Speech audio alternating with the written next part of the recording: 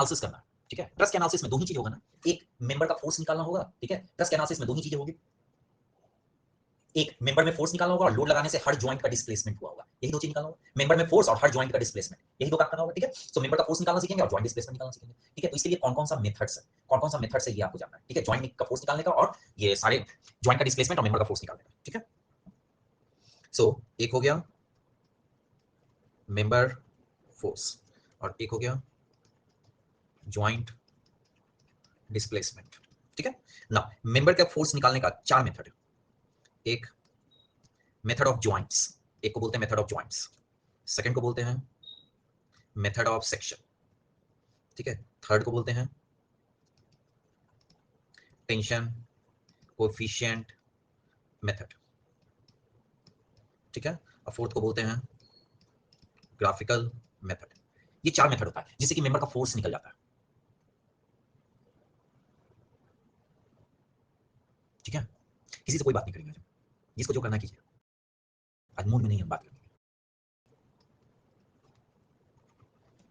Strain energy method, then unit load method, ठीक है। Then इसमें चार मेथड नहीं है, तीन ही मेथड और एक विलेट मोर्स मेथड। ये मेथड ग्राफिकल मेथड, ठीक है ना, क्लियर, ठीक है। सो मेंबर फोर्स निकालना हम लोगों का काम होता है और जॉइंट का डिस्प्लेसमेंट निकालना हम लोगों का काम होता है। मेंबर फोर्स निकालना और जॉइंट का डिस्प्लेसमेंट निकालना, is it clear. So member force निकालना हम लोग इस चैप्टर में सीखेंगे और जॉइंट का डिस्प्लेसमेंट निकालना हम लोग चैप्टर 7 में सीखेंगे, ठीक है। चैप्टर 7 में हम आपको बताएंगे कि जॉइंट का डिस्प्लेसमेंट कैसे निकालते हैं, क्लियर। सो यहाँ पे हम लोग मेंबर का फोर्स निकालना सीखेंगे। मेंबर का फोर्स निकालने का चार मेथड है, चार मेथड में हम लोग दो ही मेथड सीखेंगे, मेथड ऑफ जॉइंट्स और method of section. Method of joints बनाएंगे और मेथड ऑफ सेक्शन बनाएंगे। टेंशन कोएफिशिएंट मेथड भी एक मेथड है जो कि बहुत अनपॉपुलर मेथड है, ठीक है। इसका कोई पॉपुलैरिटी नहीं है टेंशन कोएफिशिएंट मेथड का, ठीक है ना। सो टेंशन कोएफिशिएंट मेथड कोई मेथड बहुत पॉपुलर नहीं है, किसी किसी बुक में मिल जाता है, आप लोगों को हो सकता है ढूंढने से मिलेगा भी नहीं, ठीक है। हम एक मेरे पास एक बुक है उसमें लिखा हुआ है टेंशन कोएफिशिएंट मेथड, तो कोई जरूरत नहीं है, ठीक है। ग्राफिकल मेथड, ग्राफिकल मेथड बहुत पुराना मेथड हो गया, अब इससे क्वेश्चंस वगैरह नहीं आता है, तो ग्राफिकल मेथड से क्वेश्चंस नहीं आता है, इसलिए हम लोग ग्राफिकल मेथड भी नहीं करेंगे। तो हम लोगों को दो मेथड करना है, मेथड ऑफ जॉइंट्स और मेथड ऑफ सेक्शन। ये दोनों मेथड कर लीजिए, सब क्वेश्चन बन जाएगा, ठीक है। और अगर एक आध कोई क्वेश्चन नहीं भी बना तो उसके लिए परेशान होने की जरूरत नहीं है, ठीक है। एक आध क्वेश्चन के लिए परेशान होने की जरूरत नहीं, उसके लिए जो मेथड वगैरह चाहिए वो मेथड पढ़ने लगेगा तो परेशान हो जाइएगा, कोई फायदा नहीं होता है, ठीक है। समझ में आया, कोई फायदा नहीं होता। हम एक बार ग्राफिकल मेथड पढ़ाए थे, एक बार एक बैच में पढ़ाए थे, बड़ा सवाल करता था सर ग्राफिकल मेथड पढ़ाइए पढ़ाइए पढ़ाइए, पढ़ा दी, पढ़ाने के बाद फिर कुछ दिन के बाद पूछे समझ में आया था, हाँ सर समझ में तो आ गया, याद नहीं रहता है, ठीक है। तो याद भी रहना चाहिए ना, उतना ही पढ़िए, उतना ही खाना खाना चाहिए जितना डाइजेस्ट हो, समझ में आया। खाना इतना मत खा लीजिए कि डाइजेस्ट नहीं, समझ में आया। नहीं अकेडमी में नहीं पढ़ाया था, ऑफलाइन में पढ़ाया था, एक ही साल पढ़ाए थे और एक ही बैच में पढ़ाए थे। मेथड नहीं है कि आपको फायदा उससे दिखेगा, ठीक है। तो इसलिए इसलिए जो ना, देखो देखो बाबुल का अंदर का ओवरव्यू दे दिया है ना, उतना ही दिसंबर के समय याद नहीं रहेगा, काम हो जाएगा। अरे नवंबर के बाद यही हम बताते रहते हैं कि क्या पढ़ना है क्या छोड़ना है, सबका मैसेज है सर ये वाला पढ़ ले कि ये छोड़ दे, ये पढ़ ले ये छोड़ दे, अगर इसको छोड़ देंगे तो क्या एग्जाम निकल जाएगा सर। यूनिट लोड मेथड पढ़ेंगे, ठीक है। Unit load method, strain energy method unit load method similar है, तो आप कोई भी एक मेथड से अगर जॉइंट डिस्प्लेसमेंट सीख गए तो आपको कोई दिक्कत नहीं होती है, ठीक है। दोनों मेथड करने का जरूरत नहीं होता, ठीक है ना। तो एक मेथड पढ़ा देंगे, एक मेथड करने का जरूरत नहीं पड़ता, ठीक है। किसी भी एक मेथड से सीख लीजिए। ग्राफिकल मेथड अब एकदम ऑब्सोलीट हो गया, ठीक है ना। ये ग्राफिकल मेथड सबसे पहले 5.8 मेथड ऑफ जॉइंट्स, बाबुल कहां गया, है ना, ठीक है। चलिए मेथड ऑफ जॉइंट्स बड़ा सिंपल सा मेथड, बड़ा सिंपल सा, कुछ करना ही नहीं पड़ता, ठीक है ना, कुछ करना ही नहीं पड़ता मेथड ऑफ जॉइंट्स में। अगर आपके पास दो अननोन है, अगर आपके पास दो अननोन है, दो इक्वेशन है, तो आप मैक्सिमम कितना अननोन निकाल सकते हैं। अगर आपके पास दो इक्वेशन है तो आप कितना अननोन निकाल सकते हैं, दो अननोन निकाल सकते हैं। ट्रस के हर जॉइंट पे कितना इक्वेशन आपके पास होता है, दो इक्वेशन होता है। ट्रस के हर जॉइंट पे दो दो इक्वेशन होता है, sigma X zero sigma Y zero. तो पूरे ट्रस में हम लोग वो लोकेशन ढूंढेंगे, पूरे ट्रस में हम लोग वो लोकेशन ढूंढेंगे जहां पे दो अननोन और वहां पे जाके सिग्मा एक्स सिग्मा वाई लगा देंगे, तो वो दो फोर्स निकल जाएगा। फिर कोई दूसरा लोकेशन ढूंढेंगे जहां फिर से दो अननोन, और ऐसे करते करते करते करते सारे मेंबर में फोर्स कैलकुलेट कर लेंगे, हो गया मेथड ऑफ जॉइंट्स। समझा, कुछ करना ही नहीं, sigma X zero sigma Y zero sigma X zero sigma Y zero sigma X zero sigma Y zero, ये करते करते, ठीक है। चल फर्स्ट कैलकुलेट फटाफट इन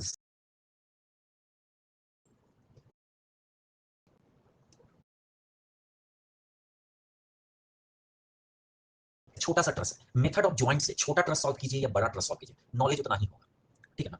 मेथड ऑफ जॉइंट से छोटा ट्रस सॉल्व कीजिए या बड़ा ट्रस सॉल्व कीजिए, नॉलेज उतना ही होगा, ठीक है। बस कैलकुलेशन बढ़ जाएगा, ज्यादा जॉइंट सॉल्व कीजिएगा तो ज्यादा कैलकुलेशन कीजिएगा, कम जॉइंट सॉल्व कीजिएगा तो कम कैलकुलेशन कीजिएगा, ठीक है, और कुछ नहीं होता, ठीक है। नाउ सबसे पहला स्टेप हम लोगों को क्या करना है, सपोर्ट रिएक्शन निकालना है। तो सबसे पहले हम लोग एफबीडी बनाएंगे, देखिए एफबीडी, एफबीडी 10 किलो न्यूटन होगा या नहीं, इसे बीडी में कितना अननोन, 3 अननोन, और हम लोगों के पास अवेलेबल इक्वेशन कितना, सब पिटाएगा, सब पिटाएगा, क्या होगा, सब पिटाएगा। याद रखिएगा ट्रस के ज्वाइंट पे 2 इक्वेशन होता है, पूरा ट्रस को जब कंसीडर करते हैं तो 3 इक्वेशन होता है, क्योंकि पूरे ट्रस में सारा फोर्स कॉन्करेंट नहीं होता है। बताइए ये पूरा एक बॉडी हो गया, इतना बड़ा एक बॉडी हो गया, इस बॉडी का सारा फोर्स कॉन्करेंट है क्या, इस पूरे बॉडी का सारा फोर्स कॉन्करेंट है क्या, तो ये पूरा बॉडी अगर रुका हुआ है तो sigma F X, sigma F Y, sigma M Z सब 0 है या नहीं, आया समझ में, क्लियर हुआ। तो कितना इक्वेशन हम लोगों के पास, 3 इक्वेशन। यस, पूरे ट्रस को बाहर से एक बॉडी देखेंगे, समझ में आया, पूरे ट्रस को बाहर से एक बॉडी की तरह ट्रीट करें। ठीक है, मान लीजिए कि ये पूरा पत्थर है, इस पत्थर पे ये 4 फोर्स लगा हुआ है, तो ये पत्थर रुका हुआ है ना, आया समझ, विजुअलाइज हुआ, रट्टा नहीं मारना है, रट्टा नहीं मारना है, फील करना है। सोचिए ये पत्थर स्पेस में है, सोचिए ये पत्थर स्पेस में और ये 4 फोर्स मिलकर इस पत्थर को रोके हुए, तो sigma F X, sigma F Y, sigma M Z तीनों 0 होगा ना, आ गया समझ में। सबको एक पोल करा लेते हैं, ये सब चीज फील होना बहुत जरूरी है ना, इक्विलिब्रियम कंपैटिबिलिटी एनर्जी, ठीक है, इक्विलिब्रियम कंपैटिबिलिटी एनर्जी का फीलिंग तभी आता है। ठीक है, बताइए कितने लोगों को फील हुआ, 1% को फील हुआ। अब बताइए, अब बताइए इसी सपोर्ट के साथ अगर रिएक्शन दिखा देते, इसी सपोर्ट के साथ अगर रिएक्शन दिखा देते, इसी सपोर्ट के साथ रिएक्शन दिखा देते तो मजा नहीं आता ना, मजा नहीं आता। ठीक है, अब देखिए ये लगता है ना कि अच्छा ये स्ट्रक्चरिंग 4 फोर्सेस के कारण रुका हुआ है, इसी में अगर रिएक्शन दिखा देते तो पता ही नहीं चलता कि सपोर्ट के कारण रुका हुआ है कि फोर्स के कारण रुका हुआ है, समझ में आया। तो जो भी बुक सपोर्ट और रिएक्शन एक साथ दिखाता है उसका क्या करना है, ठीक है, जल्दी में मत फेंकिए, ठीक है, तो ले लीजिए ना,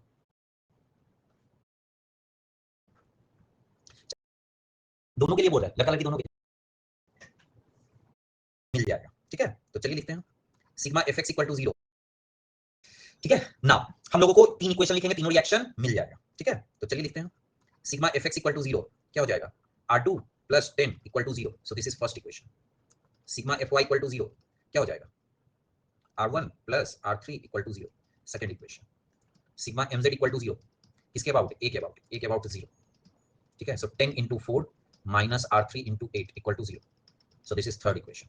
ठीक है, फ्रॉम इक्वेशन 1 टू 3, 1 2 3 से। ठीक है, हम लोगों का क्या आ गया, R1 आ गया, R2 आ गया और R3 आ गया। R1 R2 R3 कितना आया, R1 माइनस 5 किलो न्यूटन, आया समझ में, नहीं सत्य भैया मेरा कोई एक्सपेक्ट नहीं था। ठीक है,